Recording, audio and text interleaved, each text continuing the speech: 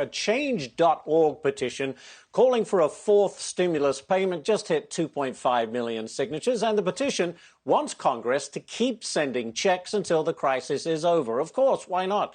Let's bring in Mick Mulvaney. Great to see you this morning, Mick. Are we becoming a handout nation?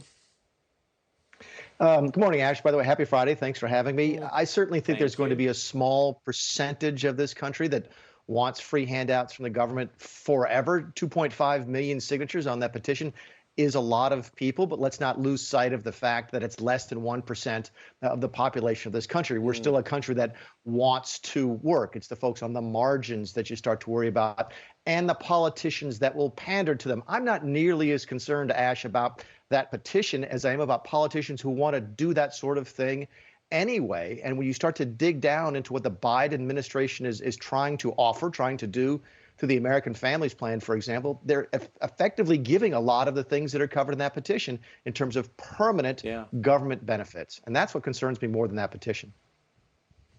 Well, the next one for you, Mick, as we said, 9.2 million jobs open across the United States, but businesses, as we know, struggling to fill those open jobs. We hear about it every day. And the Chamber of Commerce is warning that the worker shortage is the biggest threat to the U.S. economy this summer.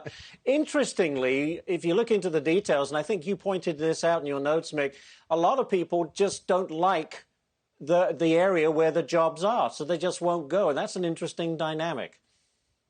It really is. There's a bunch of interesting dynamics in what you just talked about. I have to smile when I hear the chamber worrying about getting folks to go back to work when it was actually the U.S. Chamber that was one of the lead cheerleaders for a lot of the bills that provided all the benefits that are giving these people the incentives to stay home. So it does make you scratch your head a little bit as to what's happening going on at the chamber. But your larger point is a good one, which is that if you do have roughly 9 million jobs open and do have roughly 9 million people looking for work, there's a couple of things that could explain that, and certainly government intervention, government benefits is part of that. Government benefits could be competing with those jobs, for example. But it also could be that geographic or that skill disconnect. People don't want to live where the jobs are. They don't want to move from where they are. They don't want to commute anymore. Face it, if you could stay home and get paid 75% of your salary and stay home and do nothing, or commute an hour every single day for 100% of your salary, that's an interesting trade-off. And it's going to be interesting to see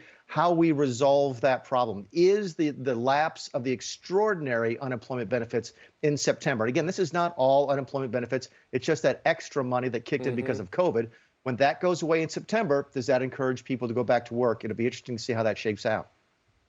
Yeah, a lot of people have said that. I guess we'll have to wait and find out. But with all of this in the background, we have the president still pushing for more taxes, more taxes, more taxes as we're trying to recover. That's got to be, for certainly conservative economists. What are you thinking? Why would that help our recovery?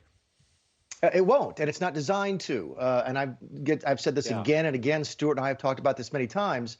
That Biden economic policies are not about economics. They're not raising taxes to raise money to pay for things. In fact, you'll often hear them say that debt doesn't matter. Modern monetary theory says that debt doesn't matter. They can spend as much money as they want to.